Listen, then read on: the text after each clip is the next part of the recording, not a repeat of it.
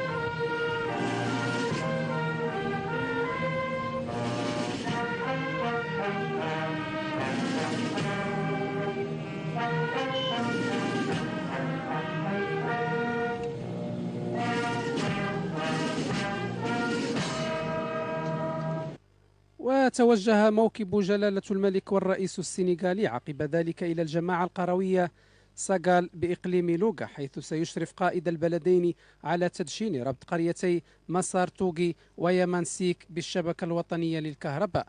وخصصت ساكنة سالوي استقبالا شعبيا حارا وحماسيا لجلالة الملك والرئيس السنغالي ماكي سال، حيث غصت شوارع مدينة سالوي بالعديد من المواطنين الذين تجمهروا لتحية جلالة الملك محمد السادس. هذا وقد أشرف صاحب الجلالة الملك محمد السادس وفخامة الرئيس السنغالي السيد ماكي سال اليوم السبت على تدشين ربط قريتي مسار توغي ويمانسيك الواقعتين بالجماعة القروية ساغال بجهة لوغا شمال السنغال بالشبكة الوطنية للكهرباء. ولدى وصول جلالة الملك والرئيس السنغالي إلى موقع المشروع تقدم للسلام عليهما كل من وزير الطاقة والتنمية والطاقات المتجددة السنغالية السيدة ميمونة ندويسيك، ووزير الطاقة والمعادن والماء والبيئة السيد عبد القادر عمارة، والمدير العام للمكتب الوطني للكهرباء والماء الصالح للشرب السيد علي الفاسي الفهري. كما تقدم للسلام على قائدي البلدين المدير العام للشركة المغربية السنغالية للكهرباء والمدير العام للوكالة السنغالية للكهرباء وأعضاء المجلس الإداري للشركة وشخصيات أخرى.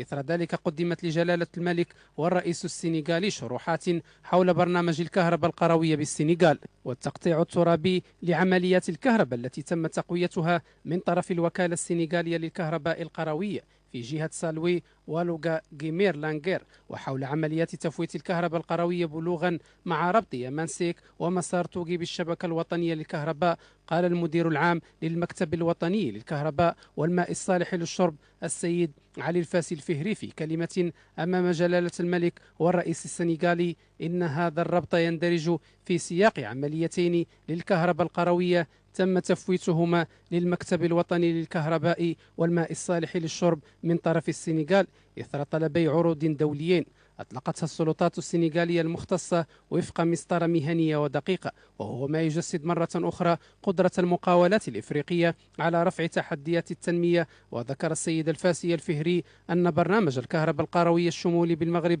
مكن في ظرف 15 سنة من تعميم الولوج إلى الكهرباء بمجموع التراب الوطني، مساهما بذلك في إطار المبادرة الوطنية للتنمية البشرية. بعد ذلك قدم جلالة الملك والرئيس السنغالي بالتسليم الرمزي لعقود الاشتراك في الكهرباء ل6 من المستفيدين القاطنين بقريتي مسار توغي ويمانسيك. وتطلب هذا المشروع الحيوي الذي سيستفيد منه 87 منزلا أي حوالي 400 أسرة، كما يزود بالكهرباء 3 مساجد ومدرستين حكوميتين ومركزا صحيا، ميزانية قيمتها 30 مليون فرنك إفريقي. ثم قام قائد البلدين بالضغط على زرية التشغيل إذانا بالشروع في كهرباء القريتين.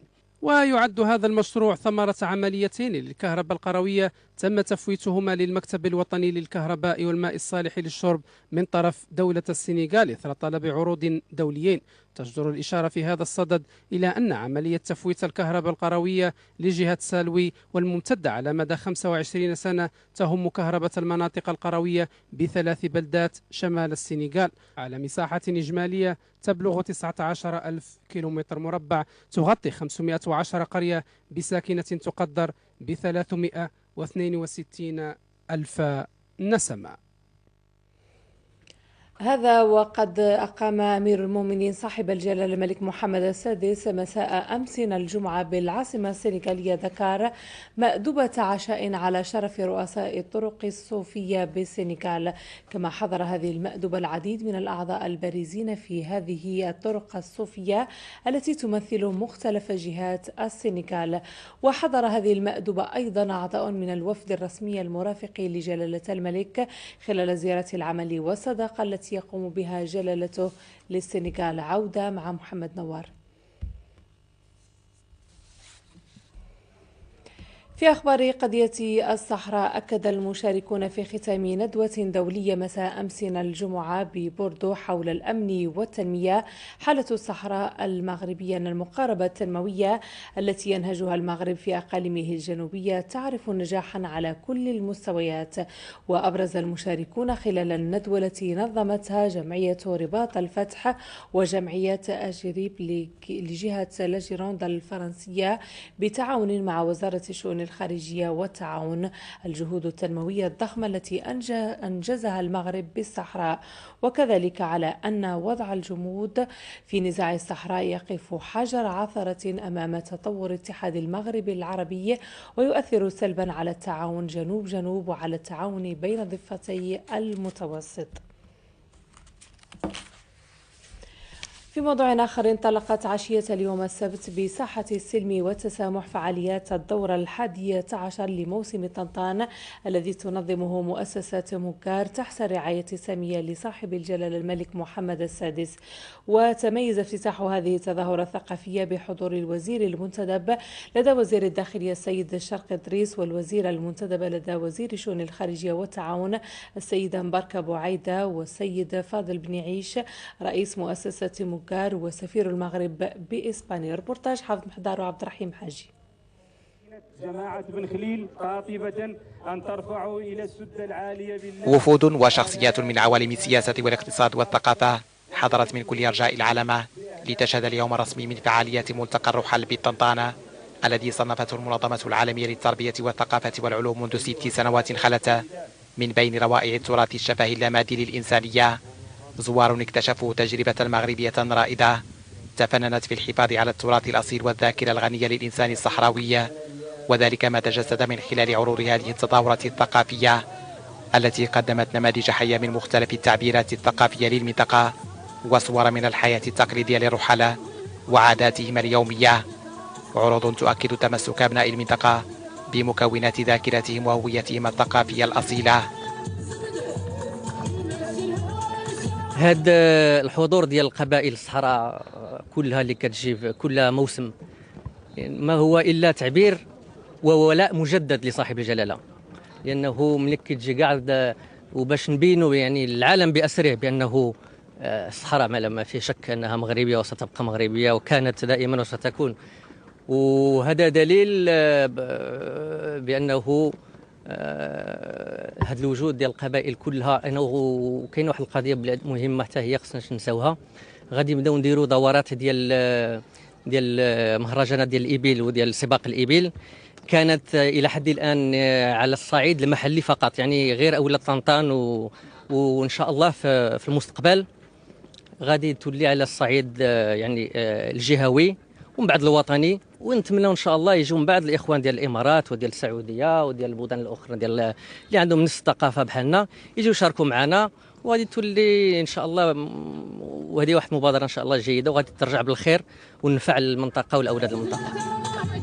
لوحات هذه العروض المقدمة كرست حضور ثقافة السلم والتسامح في وجدان سكان المنطقة الذين عبروا عن اعتزازهم بوطنيتهم وتجندهم للدفاع والذود عن ثوابت الوحدة الترابية للمملكة، ثوابت يجسد هذا الملتقى السنوي الذي تلتئم خلاله بهذه الساحة أزيد من 30 قبيلة صحراوية تحرص على الحضور سنويا لهذا المكان بخيامها التقليدية وكافة مكونات موروثها الأصيل لصون قيم ثابتة كرس هذا الموسم.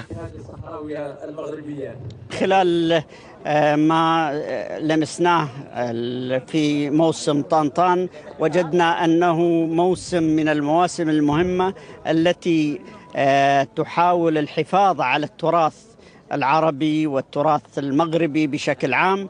وقد لمسنا هذا الاهتمام في كافة الجوانب، هذا الاهتمام الذي يعطي توحد وارتباط لأبناء المغرب العربي من ضمن تراثهم المتميز، وكذلك يعطي تواصل مع الدول العربية الأخرى كدولة الإمارات والكويت وتونس. دور هذا المهرجان الصحراوي تراثي أيضا، وعلاقاتنا الثقافية مع المغرب الشقيق هي متطورة جدا.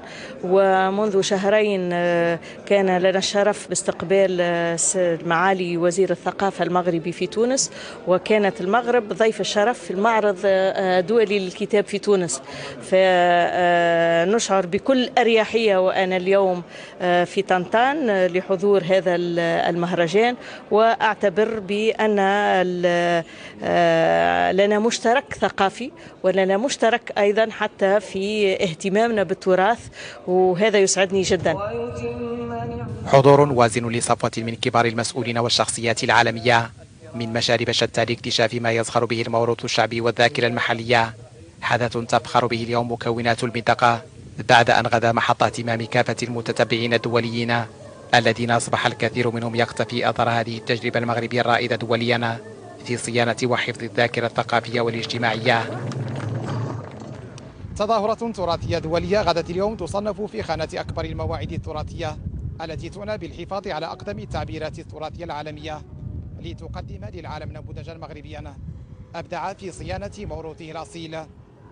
من ساحة السلم والتسامح حافظ المختار وعبد الرحيم حاجي لقناة العيون.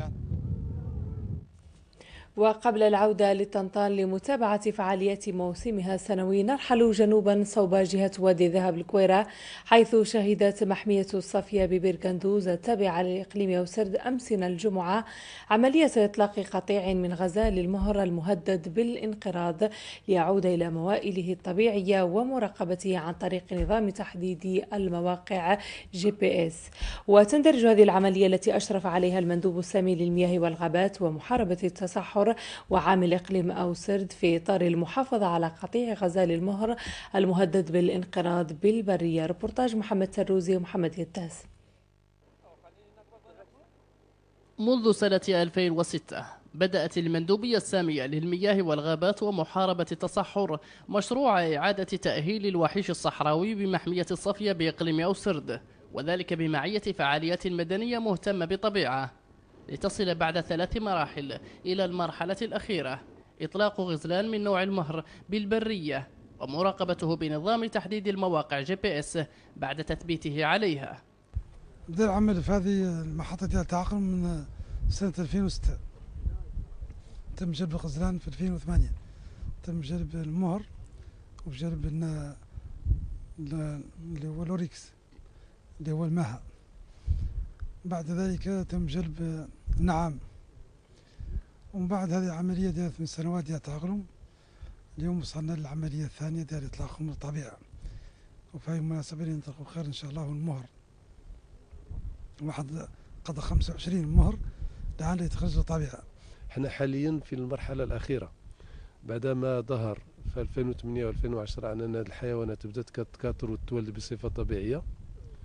ظهر على أنه ندوز المرحلة الأخيرة، وهي إطلاق هذه الحيوانات ديال غزال مهر آدم في المحيط الطبيعي، وذلك بالتتبع بنظام GPS، واللي كيجعل على أننا نتبع في كل وقت وفي كل لحظة التصرفات ديال هذه الحيوانات والتوزيع الجغرافي ديالها لتتبع بطبيعة الحال كل الوسائل اللي كي يحتاجها التقني لتتبع هذه القطعان في المحيط الطبيعي ديالها الأصلي.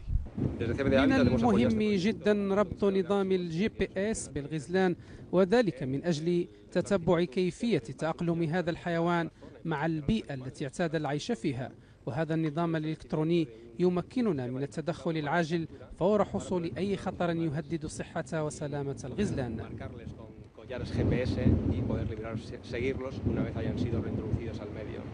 احنا اليوم في هذا الحدث التاريخي المهم هو استعادة غزلان المهر لطبيعتهم الأصلية. نظن على أن هذا المجهود اللي مشترك بين هذه المنظمات والمياه والغابات يدور ينتج عن إن شاء الله عن نتائج مثمرة. أولها هو عن الحيوانات لا تعود طليقة في طبيعتها المعتادة، وثانيا مديورين هم أجهزة لتمكننا من تتابعهم من بعد المسافات اللي هي يقطعوا التواجد اللي هم فيه، ولا يعود في نفس الوقت هم فيهم دي كاميرا حتى كامل قرب منهم ولا شيء، لا يعود دائما مصور. الجهود المبذولة لإنجاح عملية إعادة غزلان المهر لموائله الطبيعية تشمل أيضا التحسيس بخطورة القنص الذي يهدد هذا النوع من الغزلان بالانقراض، ما فتح الباب لعقد شراكات في هذا الاتجاه. هناك شراكة مبرمة ما بين هذه الجمعية وما بين المكتب الجهوي الخاص بالنسبة للأقاليم الجنوبية اللي تابع الجامعة، ونقوم كذلك بأولا تكوين الحراس الجامعيين، وكذلك تعيين حراس جامعيون جدد من أجل التتبع ومن أجل كذلك جزر كل المخالفين للقوانين القنص العشوائي. محاربة القنص العشوائي هي من بين أهم المحاور اللي كتهم هذه العملية ديال الإطلاق ما بعد الإطلاق، والمندوبية السامية للمياه والغابات ومحاربة التصحر كتعتمد على واحد الاستراتيجية ليس يعني الزجر، وإنما كتبدا بالتحسيس، كتبدا باعتماد المقاربة التشاركية، حيث أنها هذا المشروع دارته مع جمعية محلية. العملية التي اعتبرت الأولى من نوعها وطنيا سيتمكن من خلالها المشرفون عليها من تتبع الغزلان وسلوكها بموئلها الأصلي، خاصة طريقة تناسلها وتغذيتها، بغية التأكد من مدى استعادتها لغرائزها الطبيعية. وبالعودة إلى طنطان، تحضر دولة تونس كضيف شرف ضمن فعاليات النسخة 11 من موسم طنطان. تونس قدمت بعاداتها وتقاليدها وفنونها لتشارك ساكنة طنطان وزوارها الاحتفاء بالموروث الشفهي المادي. جولة في رواق دولة تونس في متابعة عياد سرتي وصالح رقيبي. قدموا من دولة تونس للمشاركة ضمن فعالية النسخة 11 من مهرجان طنطان كضيف شرف، تقديم لما تزخر به دولة تونس من مؤهلات في المجال التراثي والثقافي، ولمشاركة ساكنة طنطان وزوارها ما يميز الشعب التونسي في حضارته وتاريخه وتراثه وعلاقته بالصحراء.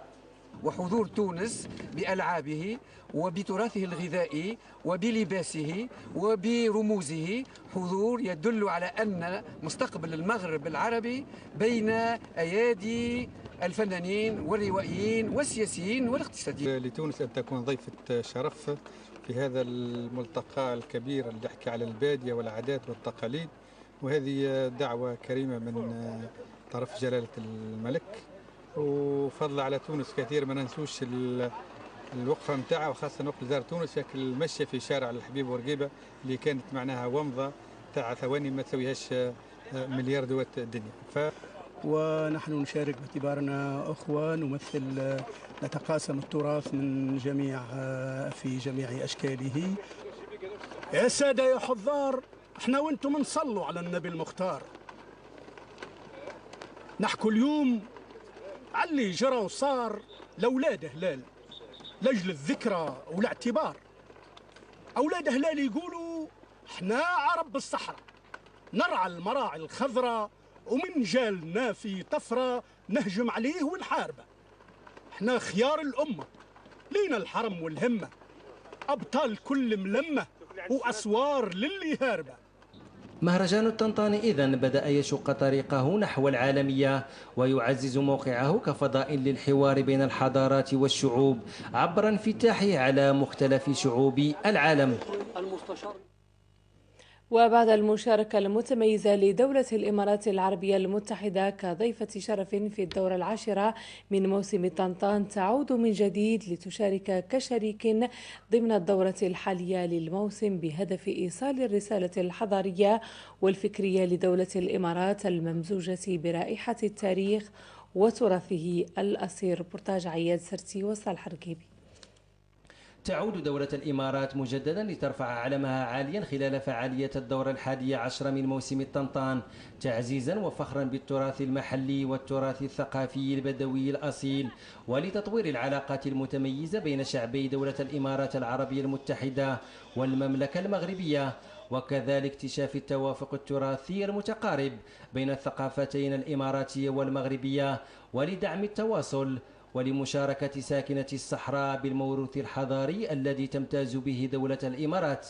العادات والتقاليد تقريبا متشابهة كثير يعني بيننا وبين الإمارات والمملكة المغربية يعني. نحن السنة اللي طافت شاركنا، والسنة هاي إن شاء الله شاركنا بعد بضخم يعني شيء كبير، لكن احنا نشوف عاداتنا متقاربة كثير يعني بيننا وبينهم. من الأعراس، من الخيول، من سباقات الهجن، من الطيور، من القناص، فنشوف العادات كلها متقاربة يعني بيننا وبين المملكة المغربية. هذا عبارة عن موروث شعبي تراثي قديم، يعني كانوا جداتنا سابقا يستخدمونه، بس عسبة ما يندثر هالموروث نحن لازم ننقله للجيل القادم.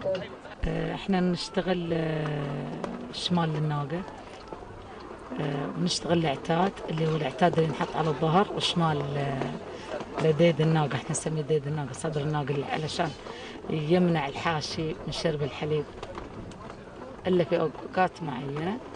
ونشتغل الخروج، نشتغل هذا العتاد، احنا نسميه عتاد، احنا ما نعرف شو يسمونه هنا في المغرب. نشتغل الخطم، نشتغل الخناقيات يعني.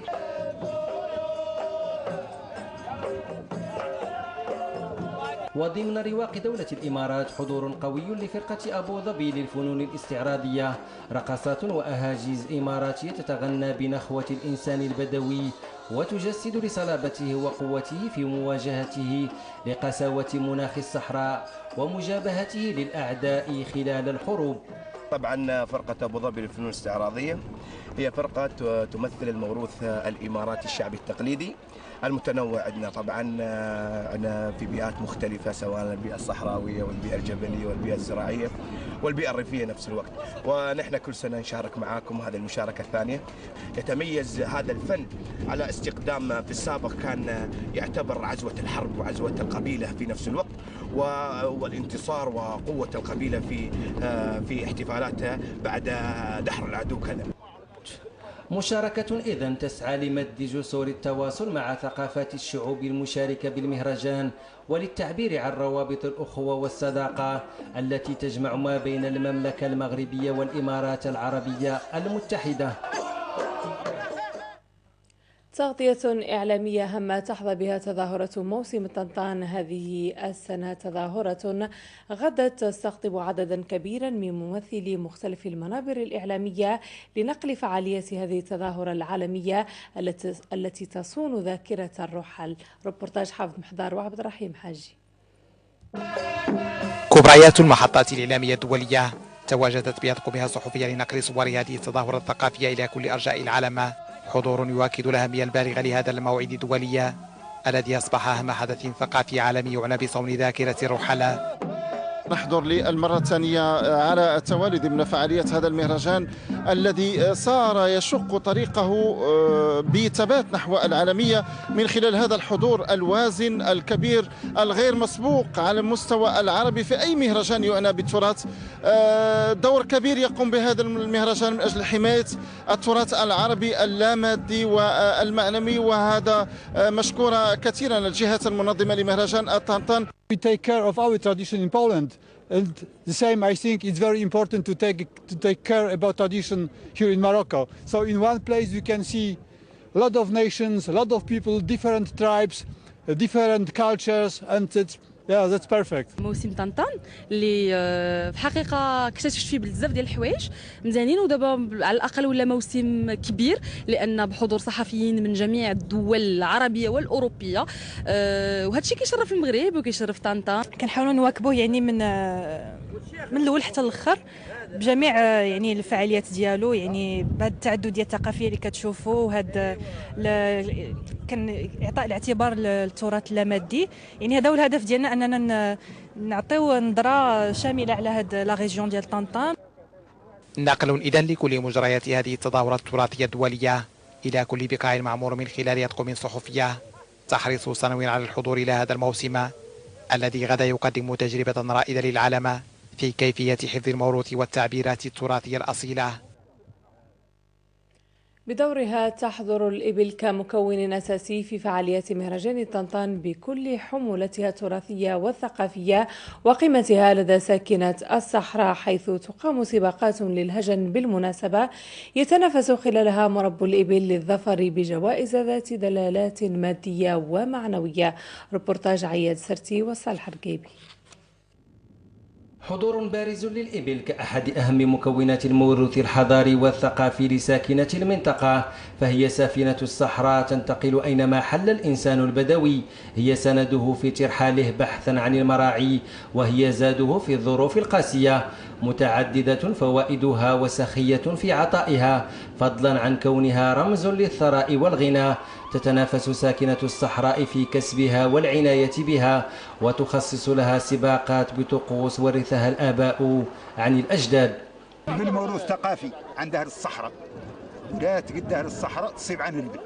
ياك سمعت كانت أول الزمان تغيب عليها من بلاد لبلاد، تركب عليها ياك سمعت، وتنحرها تداوي بها وتشرب منها وتزز وبرها تعدل به الخيام وتعدل به شيء ثاني ياك سمعت. والبلما اي قد ينصاب عنها عرس ما التزت فيه البلقعمه هو عرس ومقابير مولي كيف تاك تحضر فيها الحمد لله الناس تلاز فيها واسمه تفكر ذاك الشيء تقديمه بكري. والبل عند اهل الصحراء هي روحهم، هي المحرك الاول عندهم، كما يقال كانت سفينه الصحراء. وكيف ما شاهدتوا انتم ربما وشافت الجميع عنه نظام زين وعنه جري زين وعنه سبقوا فيها زوازيل زينين، وفيه شو نقولوا له احنا الصيادح، وفيه باعير ثانيين صغار داروا فيه 6 أصناف من البل. كانوا يسوقوا عليها ويجيبوا عليها الماكله ويجيبوا عليها الماء ديالهم، ووقت الحليب يحلبوها ويززوا منها الوبر يديروا به الخيام ويديروا منها ياسر من المسائل زينه كامله. تحضر الإبل إذن كمكون حضاري بفعاليات مهرجان طنطان برمزيتها الكبيرة وقيمها المتعددة، تشارك ضمن مكونات أخرى كتجسيد لمختلف مظاهر الحياة الصحراوية بعاداتها وتقاليدها.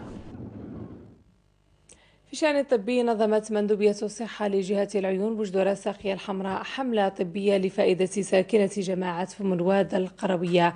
الحملة تتكون من طاقم طبي متخصص وصيادلة. المزيد رفقة العلي حميميد ومحمد مشنان. حملة طبية متعددة التخصصات مكنت ساكنة جماعة فم الواد من الاستفادة من جميع خدماتها، سهر على إنجاحها طاقم طبي يضم اختصاصيين في طب الأطفال، الطب العام وتخصصات أخرى. مبادرة سعت من خلالها مندوبية الصحة إلى تقريب خدماتها من المواطنين وتخفيف تكاليف الفحوص والعلاج عن الأسر المعوزة. هذه إلا عملية من العمليات اللي غادي تشمل إن شاء الله إقليم العيون خاصة، وكذلك الأقاليم الأخرى التابعة لجهة العيون بوجدور الساخ الحمراء بما فيها مدينة بوجدور ومدينة طرفايا. وقد تم جلب ثلة من الاختصاصيين لهذه الحملة هذه، على سبيل المثال طب الأطفال، طب النساء، الطب العام، طب داء السكري، وطب الجلد، وطب النغولوجي، وكذلك الجهاز الهضمي، إضافة إلى جلب معنا طبيبات اختصاصيات في الصيدلة، وذلك لتوزيع أدوية بالمجان مهداة من طرف المندوبية الإقليمية للصحة بالعيون. وزارة الصحة عطية أهمية كبيرة للعالم القروي، وارتأت جمعية من جمعية أطباء العيون باش تنظم هذه الحملة، وهي عبارة عن قافلة متعددة الاختصاصات، والحمد لله كاين إقبال كبير، والهدف المنشود منها وصلنا ليه الحمد لله، ونتمناو المناطق القروية الأخرى تستفد من هذه المبادرة مستقبلا إن شاء الله. الحملة لم تقتصر فقط على حضور الأطباء، بل عرفت حضور الصيادلة ساهموا في توزيع الأدوية على المرضى بعد تشخيص حالاتهم. مبادرة لقيت استحسانا من طرف الساكنة الذين عبروا عن فرحتهم العارمة بمثل هذه المبادرات التي تهتم بمواطني العالم القروي. وزول الناس على العينين وعلى الجلد وعلى الكلى ومسائل كل شيء المرض، الله يجازيهم ورينا فرحانين بهم والله يجازيهم. زيارتكم تسمين عن دائما خصهم يعاودوا لنا الله يجازيهم. الحمد لله دوزوا لنا وتهلاو فينا وعطاونا الدواء الله يجازيهم بخير. جميع الاختصاصات، كاين ديال القلب، كاين تاع الطانسيو، كاين ديال النساء، كاين ديال المعده، كاين تاع السكر، كلشي كاين ديال الجلد، كلشي الحمد لله كاين. تكثفت الجهود من أجل إنجاح هذه الحملة الطبية التي مرت في ظروف جد ملائمة، وتجدر الإشارة إلى أن بعض الأقاليم التابعة لجهة العيون بوجدور الساقية الحمراء ستستفيد هي الأخرى من هكذا حملات. نبقى في شأن الصحي، لكن في أخبار الوقفة الاحتجاجية، حيث يواصل طلبة المعهد العالي للمهن التمريضية وتقنيات الصحة بقليمين مسلسلهم الاحتجاجي ضدا على قرار إدماج الخواص خريج التكوين المهني في مباراة توظيف الممرضين المجازين من الدولة، وكذا بعض بنود القانون الداخلي المجحف بحقهم حسب تعبيرهم.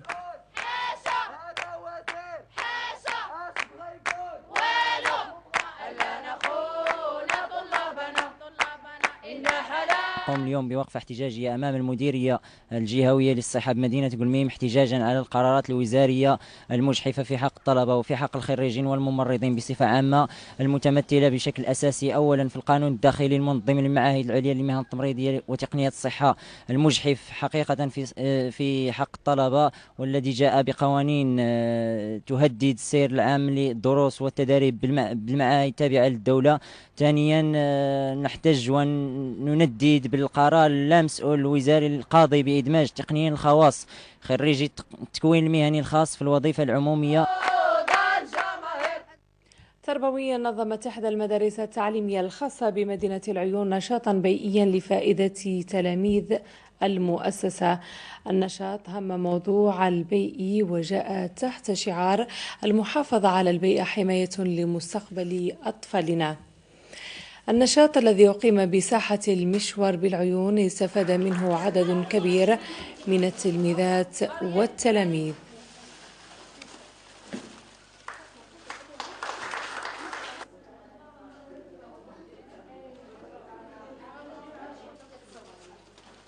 اليوم تقوم مديرية الوفاق الجديد للأعمال الاجتماعية والتنموية بتوزيع بعض الإعانات متمثلة من بعض المواد الغذائية على الأشخاص المعاقين في مدينة الوفاق اللي هم جزء يتجزأ من المجتمع. واللي هما يبلغ عددهم 53 معاق. تنشكر هذه الجمعيه الوداديه ديال الوفاق، وتنشكر هاد الناس اللي ساعدونا في هذا الشيء اللي عطاونا، جزاهم الله خيرا. في شأن الجمعوية، قامت ودادية الوفاق للأعمال الاجتماعية والتنمية نشاطا خيريا هم توزيع بعض المساعدات لفائدة الأشخاص من ذوي الاحتياجات الخاصة. وتجدر الإشارة إلى أن أكثر من 53 معاقا استفادوا من بعض الحاجات الغذائية. انتقل إلى عفو الله تعالى المرحوم محمد الدرهم عن سن تناهز 63 سنة. الفقيد ينتمي لقبيلة أيت بعمران، وقد وافته المنية بالديار الفرنسية. المرحوم كان قيد حياته فاعلا اقتصاديا ونائب رئيس نادي شباب الساقية الحمراء وشباب المسيرة الرياضي سابقا. كما انتقلت إلى عفو الله تعالى المرحومة العالية بنت محمد مولود عن سن تناهز 80 سنة. المرحومة تنتمي لقبيلة أيت الحسن إنجورن. كما انتقلت إلى عفو الله تعالى المرحومة عائشة بنت سالك والمحمد سالم عن عمر يناهز 75 سنة. المرحومة تنتمي لقبيلة أيت الحسن إنجورن.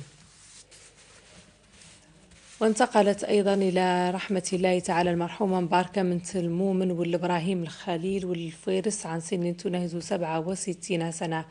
المرحومة تنتمي لقبيلة زرقين أهل الفيرس. وعن سن تناهز 61 سنة انتقلت إلى رحمة الله تعالى المرحومة محجوبة بنت محمد علي ولا الخنشي. المرحومة تنتمي لقبيلة أيت الحسن. تغمد الله الجميع بواسع رحمته واسكنهم فسيح جناته وألهم ذويهم الصبر والسلوان، وإنا لله وإنا إليه راجعون. صور نهاية النشرة اخترناها لكم من جانب من فعاليات التنشيطية لموسم طنطان. لنتابع.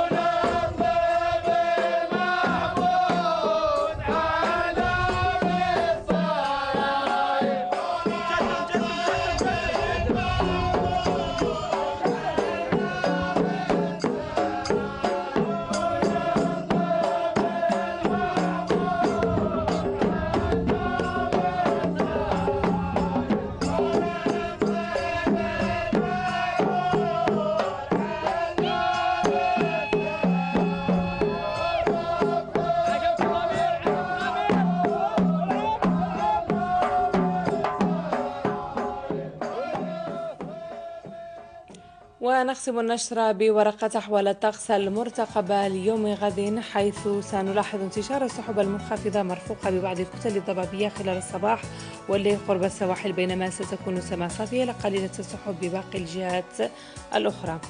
فيما يخص درجات الحرارة ستتراوح الدنيا ما بين 13 درجة بالزاك وقلة الزمور و18 درجة بالعيون وبجدور.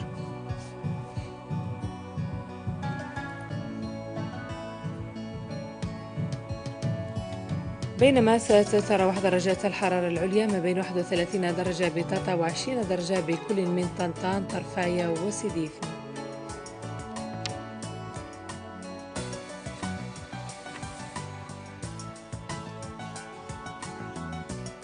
حالة البحر بالواجهة الأطلسية سيكون البحر قليل الهيجان إلى هائج ما بين طنجة والمحمدية وهائجا بالجنوب. شروق الشمس بالعيون سيكون بحول الله على الساعة 7 صباحا و5 دقائق، وغروب على الساعة 8 مساء و33 دقيقة. درجة الحرارة ببعض المناطق المجاورة ستصل إلى 26 درجة بالرباط، 36 درجة بنواكشوط، 35 درجة بباماكو ونواذيبو، 30 درجة بزويرات، 35 درجة بأطار، 37 درجة بالرابوني، 39 درجة بتودني، و29 درجة بتندوف. قبل الختام نذكركم مشاهدينا